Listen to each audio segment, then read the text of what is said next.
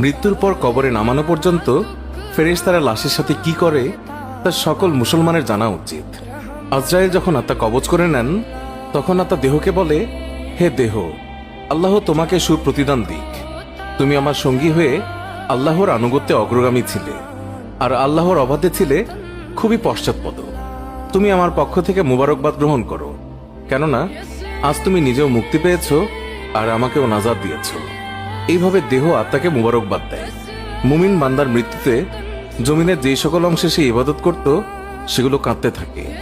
আকাশের যেই সকল দুয়ার দিয়ে তার নেক আমল উপরে উঠত সেই সকল দুয়ার তার জন্য কাঁদতে থাকে। যে দরজা দিয়ে তার রিজিক নেমে আসতো সেই দরজাও কাঁদে। আকাশ জমিনের এই ক্রন্দন দীর্ঘ 40 দিন পর্যন্ত অব্যাহত থাকবে। মালাকুল মউত যখন তার আত্মা কবজ করে নেয় তখন তার দেহের হেফাজতের জন্য সেখানে 500 ফেরেশতা দাঁড়িয়ে থাকে। যদি কেউ তার লাশের পাশ ফিরাতে চায় তখন ফেরেশতারাও এই কাজে মানুষের সহযোগিতা করে। এমনকি কাফন পরিধান এবং সুগন্ধি মাখানের কাজেও ফেরেশতারা অংশ নেয়। লাশের সম্মানার্থে ফেরেশতারা 2 সারি করে ঘর থেকে কবর পর্যন্ত দাঁড়িয়ে যায়। জানাজা পর্যন্ত অতিক্রম করে তখন তারা অভ্যর্থনা জানায়, তার জন্য ক্ষমা প্রার্থনা করে। মুমিনের মর্যাদার এই অবস্থা দেখে ইবলিস এত জোরে চিৎকার করে ওঠে যে তার দেহের হাড়ের কোনো কোনো গ্রন্থির বন্ধন এই সময় ছিঁড়ে যায়। সে আক্ষেপের সাথে তার সঙ্গীদের বলতে থাকে, তোমাদের সর্বনাশ হোক, এই বান্দা তোমাদের ফাঁদ থেকে কিভাবে ফসকে গেল। ইবলিসের সঙ্গীরা বলে, এ নিষ্পাপ ছিল, তাই আমাদের ফাঁদে আটকায়নি। মালাকুল মউত যখন তার আত্মাকে নিয়ে আকাশে আরোহণ করে তখন হযরত জিবরাইল আলাইহিস সালাম 70,000 ফেরেশতা নিয়ে তাকে অভ্যর্থনা জানায়। আর সকল ফেরেশতারা তার কাছে আল্লাহ তাআলার সন্তুষ্টির সুসংবাদ জানাতে থাকে। মালাকুল মউত যখন আত্মাটিকে নিয়ে আরশের নিকট পৌঁছেন তখন সে আল্লাহ তাআলার কাছে সিজদায় পতিত হয়ে যায়। আর সেই সময় আল্লাহ তাআলা ইরশাদ করেন, হে মালাকুল মউত, তুমি আমার বান্দাকে নিয়ে জান্নাতের বাগানে রেখে এসো। তারপর তাকে কবরে নামার পর নামাজ তার ডান দিকে এবং রোজা তার বাম দিকে এসে দাঁড়িয়ে যায়। আল্লাহর রিজিক এবং কোরআন তিলাওয়াত এসে দাঁড়িয়ে যায় তার সিধানের দিকে। পায়ের দিকে দাঁড়িয়ে যায় জামাতের সাথে নামাজ পড়ার জন্য মসজিদের দিকে গমন। আর তার ধৈর্য কবরের এক কোনায় অবস্থান নেয়। এই সময় আল্লাহ তাআলা তার কবরে আযাবের একটি অংশ প্রেরণ করেন। আযাবটি এসে কবরের ডান দিক থেকে প্রবেশ করতে চায়, কিন্তু নামাজ এসে তাকে বাধা দিয়ে বলে, আযাব, তুমি পিছিয়ে যাও। খোদার কসম, এই বান্দাটি সারা জীবন কষ্টে ছিল, কবরে আসার পর তার কিছুটা আরাম মিলেছে। রাসূলুল্লাহ সাল্লাল্লাহু আলাইহি ওয়াসাল্লাম বলেছেন, আযাব যখন ডান দিক থেকে সরে গিয়ে বাম দিকে যায়, ডান দিকে রোজা নামাজের মতো আযাবকে জবাব দিয়ে প্রতিহত করে। আযাব এবার মাথার দিক থেকে আসতে চেষ্টা করলেও একই রকম জবাব আসে। মোট কথা, আযাব যে দিক থেকেই আসতে চায় সেই দিক থেকেই তার জন্য প্রতিবন্ধকতার সৃষ্টি হয়।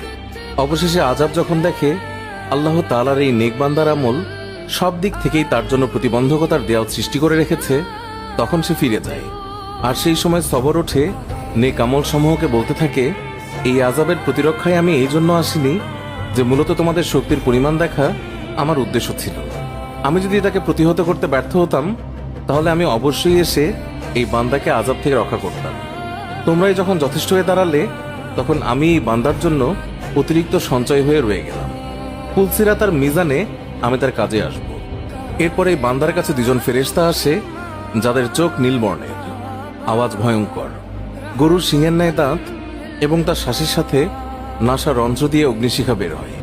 ফেরেশতাদের উভয়ের কাঁধের মধ্যবর্তী স্থান খুবই প্রশস্ত। তারা মুমিন বান্দা ছাড়া কারো উপর দয়া করতে জানে না। 2জন ফেরেশতাকেই মুনকার নাকির বলা হয়। এদের হাতে একটি হাতুড়ি থাকে। এটি এতই ভারী যে সকল মানব দানব মিলে একত্রিত হলেও তা উত্তোলন করতে সক্ষম হবে না। এই 2জন ফেরেশতা কবরে প্রবেশ করে লাশকে বলে, উঠে বসো। লাশ তৎক্ষণাৎ উঠে বসে যায় এবং কাফনের কাপড় খুলে যায়। ফেরেশতা তখন জিজ্ঞাসা করেন, তোমার প্রভু কে, তোমার ধর্ম কি এবং তোমার নবী কে? এর জবাবে সে বলে, আমার রব হলেন আল্লাহ তাআলা, যার কোনো অংশীদার নেই। আমার ধর্ম ইসলাম, আর হযরত মুহাম্মদ সাল্লাল্লাহু আলাইহি ওয়াসাল্লাম হলেন আমার নবী। তারপর আর কোনো নবীর আগমন হবে না। ফেরেশতারা জবাব শুনে বলল, তুমি সত্য বলেছ। অতঃপর কবরকে চারদিক থেকে প্রশস্ত করে বলেন, তুমি উপরের দিকে একটু তাকিয়ে দেখো। সেই উপরে তাকায়, তখন আকাশের শেষ সীমানা পর্যন্ত তার চোখের সামনে ভেসে ওঠে। ফেরেশতারা বলেন, হে আল্লাহর বন্ধু, এটা তোমার আবাসস্থলের ঠিকানা। আল্লাহর আনুগত্যের বিনিময়ে তুমি এটা পেয়েছ। বর্ণনার এই পর্যায়ে এসে রাসূলুল্লাহ সাল্লাল্লাহু আলাইহি ওয়াসাল্লাম বলেন, এই সত্তার কসম, যার মুঠোয় আমার প্রাণ। মুমিন বান্দার তখন এতই আনন্দ অনুভূত হয় যা কখনো শেষ হবার নয়। অতঃপর ওই বান্দাকে আবার নির্দেশ দিয়ে বলা হয় যে তুমি নিচের দিকে ডাকো। নিচের দিকে যখন সে তাকায় তখন সে দোজকের শেষ সীমানা পর্যন্ত তার দৃষ্টির গোচরে চলে আসে। ফেরেশতা তখন তাকে বলে, হে আল্লাহর প্রিয় পাত্র, এই ভয়ানক নরক থেকে তুমি নাজাত পেয়েছ। রাসূলুল্লাহ সাল্লাল্লাহু আলাইহি ওয়াসাল্লাম ইরশাদ করেছেন, ওই বান্দার এই সময় এমন পুলক হয় যা কখনো সমাপ্ত হবার নয়। অতঃপর স্বর্গের ৭৭টি দরজা তার জন্য উন্মুক্ত করে দেয়া হয়। এইসব দুয়ার দিয়ে জান্নাতের সৌরভ এবং সুশীতল সমীরণ তার কবরে পৌঁছাতে থাকে এবং ততদিন পৌঁছাবে যতদিন সে কবরে থাকবে। রাসূলুল্লাহ সাল্লাল্লাহু আলাইহি ওয়াসাল্লাম আলোচনার ধারাবাহিকতা অব্যাহত রেখে বলেন, এরপর আল্লাহ তাআলা মালাকুল মউতকে নির্দেশ দিয়ে বলেন, তুমি আমার দুশমনের নিকট যাও এবং তাকে আমার কাছে নিয়ে এসো। আমি প্রাচুর্যের সাথে তাকে রুজি দিয়েছি, সীমাহীন নিয়ামতের বাড়িপাত করেছি তার উপর, কিন্তু সে আমার সাথে শুধু অবাধ্যতাই করে ফিরেছে। এবার এই দুশমনকে আমার সামনে হাজির করো। মালাকুল মউত আল্লাহর নির্দেশ পেয়ে এমন কদাকার বেশে ওই বান্দার নিকট আগমন করে যে কেউ কোনোদিন এমন ভয়ঙ্কর আকৃতি দেখেনি। তার 12টি চোখ থাকে, তার কাছে এমন একটি লৌহ শলাকা থাকে যার শাখা ও কাঁটা বিশিষ্ট। মালাকুল মউতের সাথে আরো 5 জন ফেরেশতা থাকে। এদের প্রত্যেকের সাথেই থাকে জাহান্নাম থেকে নিয়ে আসা আগুনের চাবুক। মালাকুল মউত অবাধ্য বান্দাকে চাবুক দিয়ে এমনভাবে আঘাত করে যে প্রতিটি কাঁটা তার সারা শরীরের দেহতন্ত্রের মূলে গিয়ে বিদ্ধ হয়ে যায়। অতঃপর সেটি পাকিয়ে টেনে বের করে এবং তার পায়ের নখের তলদেশ থেকে পর্যন্ত আত্মাকে বের করে নিয়ে আসে। তারপর সেই লৌহ শলাকাটি তার উভয় পায়ের গোড়ালিতে ঢুকিয়ে দেওয়া হয়। তখন আল্লাহর এই দুশমনের এতই কষ্ট হয় যে বেদনায় সে কাতরাতে থাকে। এমন সময় বাকি ফেরেশতারা তাদের হাতের চাবুক দিয়ে তার মুখমণ্ডল এবং পশ্চাৎ দেশে অনবরত প্রহার করতে থাকে। এই সময় তার আত্মাকে টেনে সারা দেহ থেকে গোড়ালিতে নিয়ে আসা হয়। শাস্তির এই পর্যায়ে শলাকাটি তার হাঁটুতে ফোটানো হয়। তখন সে বেদনায় ছটফট করতে থাকে। এমন সময় ফেরেশতারা আবার আগুনের চাবুক দিয়ে তার মুখ এবং নিতম্বে মারতে শুরু করে। হাঁটু থেকে শলাকাটি বের করে ঢুকানো হয় তার নিতম্ব দেশে, অতঃপর বুকে এবং সবশেষে কণ্ঠনালীতে, তারপর পূর্বের মতোই সেটিকে টেনে বের করা হয়। এরপর ফেরেশতারা জাহান্নাম থেকে সংগ্রহ করা অঙ্গার তার থুতনির নিচে বিছিয়ে দেয় এবং বলে, হে অপবিত্র আত্মা, তুমি বেরিয়ে এসো।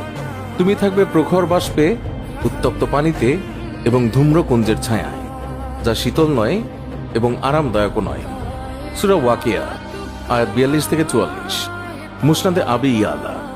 আল্লাহ আমাকে এবং সবাইকে বুঝ দান করুন, আমিন। পোস্টটি ভালো লাগলে বন্ধুদের সাথে অবশ্যই শেয়ার করতে ভুলবেন না। ধন্যবাদ সবাইকে।